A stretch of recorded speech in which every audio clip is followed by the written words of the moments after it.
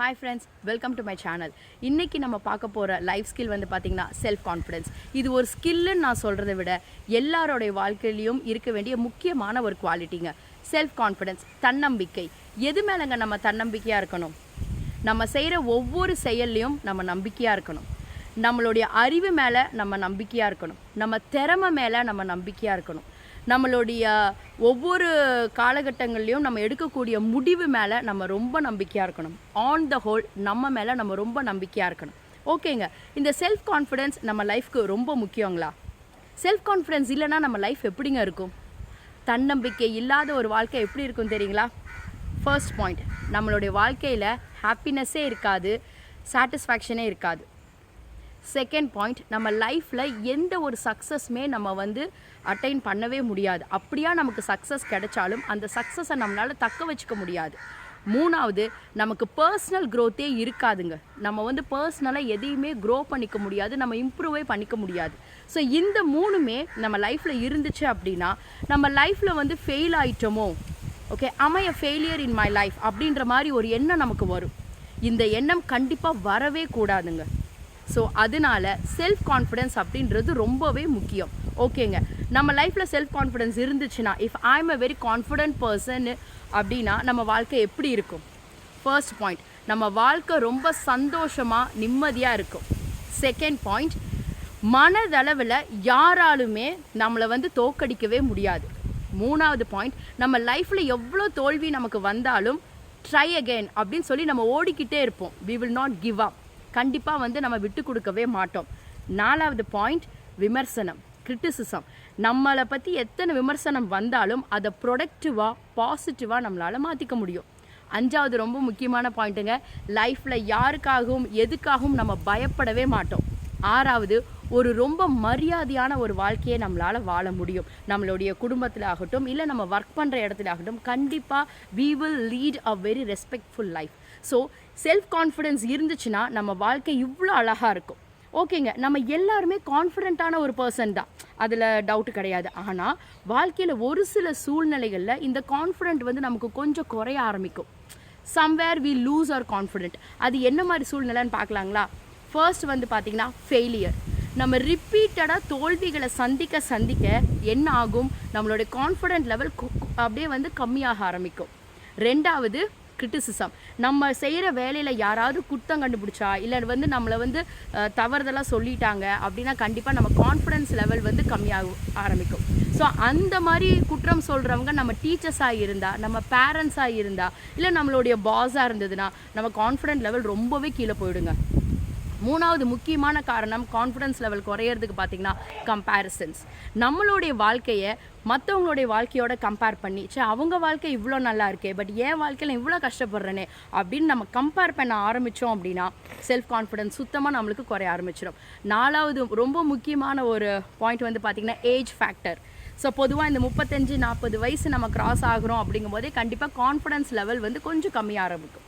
So இந்த மாதிரி சிச்சுவேஷன்ஸில் தான் கண்டிப்பாக வந்து நம்மளுடைய கான்ஃபிடன்ஸ் லெவல் குறைய ஆரம்பிக்கும். ஓகே, ஸோ இந்த மாதிரி சிச்சுவேஷன்ஸை நம்ம எப்படி ஹேண்டில் பண்ணலாம் அப்படின்னு ஒன் பை ஒன்னாக நம்ம பார்க்கலாம். ஃபஸ்ட்டு ஃபெயிலியருங்க, தோல்வி.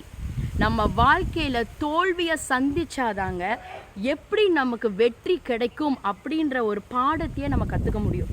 ஏன்னா ஒவ்வொரு ஃபெயிலியருமே நமக்கு ஒவ்வொரு பாடத்தை சொல்லிக் கொடுக்கும். ஃபார் எக்ஸாம்பிள், இன்றைக்கி நீங்கள் பரீட்சையில் ஃபெயில் ஆகிட்டீங்க, இல்லை ஏதோ ஒரு ப்ராஜெக்டில் ஃபெயில் ஆகிட்டீங்க, உங்களுடைய ஜாபில் ஏதோ ஒரு இடத்துல நீங்கள் ஃபெயில் ஆகிட்டீங்க அப்படின்னா எதனால நான் ஃபெயில் ஆகிட்டேன், எதனால இந்த ஃபெயிலியர் எனக்கு வந்துச்சு அப்படின்ற காரணத்தை கண்டுபிடிச்சி அந்த காரணத்தை இனிமேல் நம்ம ஃப்யூச்சரில் பண்ணாமல் ஸ்டாப் பண்ணணும். ஸோ அந்த மாதிரி நம்ம பண்ணோன்னா கண்டிப்பாக வந்து இந்த ஃபெயிலியர் அப்படின்ற ஒரு விஷயத்தை நம்ம இப்படி தான் வந்து ஹேண்டில் பண்ணணும். ஸோ ஃபெயிலியரே நம்ம சந்திக்கலை அப்படின்னா சக்ஸஸ் வந்து நமக்கு டோட்டலாக நம்ம எப்படி சக்சீட் ஆகணும் அப்படின்றது நமக்கு தெரியாமையே போயிடும்.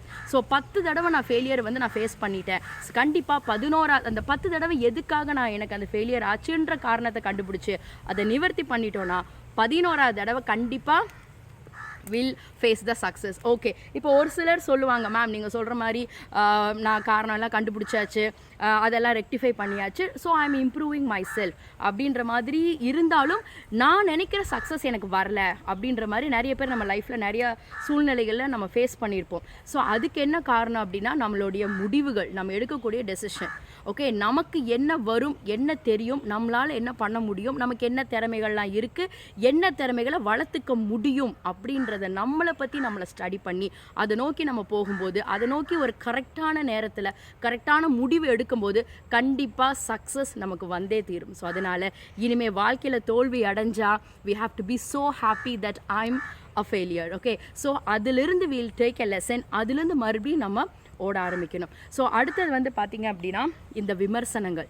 நம்ம ஃபார் எக்ஸாம்பிள் நீங்கள் வீட்டில் இன்றைக்கி ஒரு டிஷ் பண்ணியிருக்கீங்க, அது சரியாக வரல, வீட்டில் எல்லோரும் திட்டுறாங்க, இது சரியில்லை, இல்லை நீங்கள் ஒரு ஜாபில் வந்து இல்லை இது நீங்கள் சரியாக பண்ணல, இன்னும் கொஞ்சம் நல்லா பண்ணியிருக்கலாமே அப்படின்னு வந்து நம்ம யாராவது நம்மளை சொல்லிட்டாங்கன்னா இம்மிடியட்டாக நம்ம கோவம் வரும்.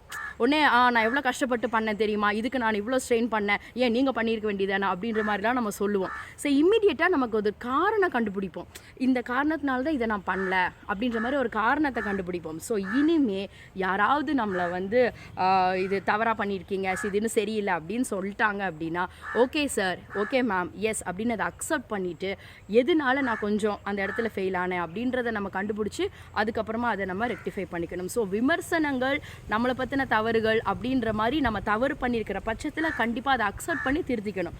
ஓகே, நம்ம ஒரு விஷயம் பண்ணவே இல்லை, ஓகேங்களா, நம்மளை பற்றி தவறான கிரிட்டிசிசம் வருனா அது காதிலே வாங்கிக்கக்கூடாது. ஓகேங்களா, அடுத்தது வந்து கம்பேரிசன். நம்ம வந்து நம்ம லைஃபோட மற்றவங்க லைஃப்பை கம்பேர் பண்ணி அவங்க லைஃப் ரொம்ப நல்லா இருக்குது, நான் ரொம்ப கஷ்டப்படுறேன் அப்படின்னு கம்பேர் பண்ண ஆரம்பித்தோன்னா நமக்கு கான்ஃபிடென்ஸ் லெவல் இருக்கவே இருக்காது. ஸோ கண்டிப்பாக நம்மளை மற்றவங்களோட கம்பேர் பண்ணக்கூடாது. ஆனால் கண்டிப்பாக நம்மளை ஒருத்தங்களோட கம்பேர் பண்ணியே ஆகணும். அது யார் அப்படின்னா நம்மளை நம்ம கூட கம்பேர் பண்ணிக்கணும்.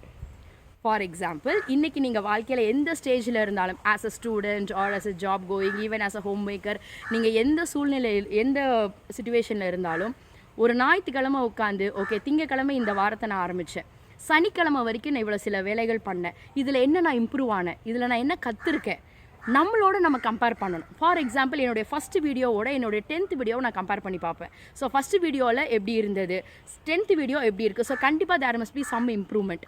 ஸோ இப்படி நம்மளோட நம்மளை கம்பேர் பண்ணிக்கும் போது கண்டிப்பாக நம்ம ஸ்கில்லை நம்ம வளர்த்துக்க முடியும். ஸோ அடுத்தவங்களோட கம்பேர் பண்ணுறதை விட்டுறலாம். அடுத்தது ஏஜ் ஃபேக்டர். இது நிறையா பேர் சொல்லுவாங்க age is only the number. ஓகேங்களா, ஃபிசிக்கலாக நம்மளால் ஒரு விஷயம் பண்ண முடியுது அப்படின்னா நமக்கு எத்தனை வயசானாலும் நம்ம ஓடிக்கிட்டே இருக்கலாங்க. ஸோ ஏஜை வந்து என்றைக்குமே கால்குலேட் பண்ணக்கூடாது. ஸோ இன்றைக்கி என்னோட ஒரு சின்ன எக்ஸ்பீரியன்ஸ் உங்களுக்கு நான் ஷேர் பண்ணுறேன். 35 வயசுக்கு மேலே உங்கள் வயசை கால்குலேட் பண்ணுறதை நிறுத்திடுங்க.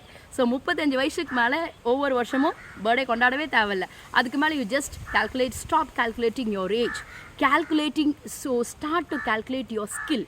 நம்ம என்ன அச்சீவ் பண்ணியிருக்கோம் அதை மட்டும் கால்குலேட் பண்ணுங்கள். வயசை என்றைக்குமே கால்குலேட் பண்ணாது. 35 வயசுக்கு மேலே யூ ஜஸ்ட் ஸ்டாப். ஸோ நம்ம அடுத்தது என்ன பண்ண போகிறோம் அப்படின்ற அச்சீவ்மெண்ட்டை தான் பார்க்கணும். ஸோ இதெல்லாம் தான் இன்றைக்கி வீடியோவில் வந்து நான் உங்களுக்கு ஷேர் பண்ணணும்னு நினச்சேன். ஓகேங்க, சரி மேம், உங்களுடைய செல்ஃப் கான்ஃபிடென்ஸ் அதெல்லாம் ஓகே, ஏன் மேம் இப்படி ஒரு நடு காட்டுக்குள்ளேருந்து பேசிகிட்டு இருக்கீங்க அப்படின்னு நீங்கள் நினைக்கலாம். நான் பொதுவாக பிலீவ் பண்ணுற ஒரு விஷயம் வந்து பார்த்தீங்கன்னா நேச்சர் நமக்கு கற்றுக் கொடுக்காத லைஃப் ஸ்கில் எதுவுமே கிடையாதுங்க. இப்போ என் பின்னாடி பார்த்தீங்கன்னா அழகாக வந்து ஒரு பேடி ஃபீல்டு, நெல் வயல் அழகாக இருக்குது. நெல் பார்த்தீங்கன்னா இப்போ தான் விளைஞ்சி வருது. ஸோ இந்த கதிர் வந்து நல்ல முத்தி வரும்போது உங்களுக்கே தெரியும் கதிர் ரொம்ப வெயிட் ஆகிடும். ஸோ அந்த வெயிட் ஆகும்போது இப்படி நின்றுட்டுருக்கிற இந்த செடி வந்து பார்த்திங்கன்னா ரொம்ப கீழே போயிடும். அந்த செடியால் நிற்கும், அந்த வெயிட்டை தாங்க முடியாது.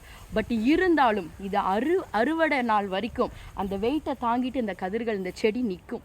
ஸோ அவ்வளோ ஒரு கான்ஃபிடென்ட்டான ஒரு விஷயம். எல்லா லைஃப் ஸ்கில்மே வந்து பார்த்திங்கன்னா நமக்கு வந்து நேச்சர் சொல்லி கொடுக்கும். ஸோ செல்ஃப் கான்ஃபிடென்ஸுக்கு இன்னொரு முக்கியமான எக்ஸாம்பிள் நான் உங்கள்கிட்ட என்ன ஷேர் பண்ணணும்னு நினச்சேன். நம்ம சிட்டியில் வந்து பார்த்திங்க அப்படின்னா பெரிய பெரிய மால்ஸ், ஷாப்பிங் மால் பார்த்துருப்போம். பெரிய பெரிய பிரம்மாண்டமான கட்டடங்கள், துணிக்கடைகள், அதுக்கப்புறமா ஜுவல்லரி ஷாப், இதெல்லாமே பெரிய பெரிய பிரம்மாண்டமான கட்டடங்கள் இருக்கும்.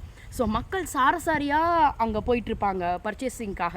ஸோ அப்படிப்பட்ட ஒரு பெரிய பெரிய பிரம்மாண்டமான கடைகளில் நீங்கள் நோட் பண்ணி பாருங்கள், அதுக்கு பக்கத்திலே ஒரு சின்ன கடை இருக்கும். ஃபார் எக்ஸாம்பிள் ஒரு பெரிய துணி கடைக்கு பக்கத்தில் ஒரு சின்ன துணி கடை வச்சுருப்பாங்க, ரோட்டில் துணி போட்டு வித்துட்டு இருப்பாங்க. ஒரு பெரிய நகை கடைக்கு பக்கத்தில் ஒரு சின்ன ஒரு வெள்ளி கடை இருக்கும். ஸோ எனக்கு அந்த கடை சின்ன கடை ஓனர்கள்லாம் பார்க்கும்போது இவ்வளோ பெரிய கடைக்கு பக்கத்தில் ஒரு கான்ஃபிடென்ட்டோட அவங்களுடைய கடையும் வச்சு என்னுடைய ப்ராடக்ட்டையும் வந்து வாங்குவாங்க அப்படின்னு நம்பி அந்த இடத்துல அவங்க அந்த கடையை நடத்திட்டு வருவாங்க. ஸோ நான் பார்க்கும்போது மக்கள் வந்து பெரிய பெரிய ஷாப்ஸ் தான் போவாங்க, நிறைய இடத்துல அந்த கடைகளில் கூட்டமே கூட இருக்காது.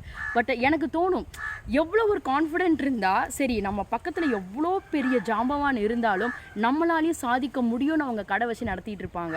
ஸோ என்னுடைய லைஃப்பில் இந்த கான்ஃபிடென்ஸ் அப்படின்னு வரும்போது இதை விட ஒரு பெஸ்ட் எக்ஸாம்பிள் வந்து எனக்கு தெரியல. ஸோ அதுதான் உங்கள்கிட்ட ஷேர் பண்ணணும்னு நினச்சேன். ஸோ இந்த வீடியோ பார்த்துட்டு இருக்கிற எல்லாருமே இனிமே ஐ கேனாட் டூ இட் அப்படின்றத ஸ்டாப் பண்ணிவிடுங்க. I will learn to do it அப்படின்றத வந்து இன்னையிலேருந்து நம்ம கற்றுப்போம். ஓகேங்க. ஸோ லைஃப்பில் self confidence is very important. இந்த செல்ஃப் கான்ஃபிடென்ஸ் நமக்கு லைஃப் லாங் இருக்கு. நான் ஏற்கனவே சொன்னேன் பார்த்தீங்களா, ஒரு சில சுச்சுவேஷனில் நம்ம கான்ஃபிடென்ஸ் லெவல் கண்டிப்பாக கொஞ்சம் நமக்கு கம்மியாகும். Excuse me. ஸோ நமக்கு லைஃப் லாங் இந்த செல்ஃப் கான்ஃபிடென்ஸ் இருக்கணும்னா அதுக்கு இன்னொரு குவாலிட்டி நமக்கு கண்டிப்பாக தேவை. அந்த குவாலிட்டியும் சேர்ந்துருச்சுன்னா செல்ஃப் கான்ஃபிடென்ஸ் நமக்கு லைஃப் லாங் இருந்துகிட்டே இருக்கும். ஸோ அது என்ன ஸ்கில் அப்படின்னு நெக்ஸ்ட் வீடியோவில் நான் ஷேர் பண்ணுறேன். Until then it's bye. Thank you so much for வாட்சிங் மை வீடியோ.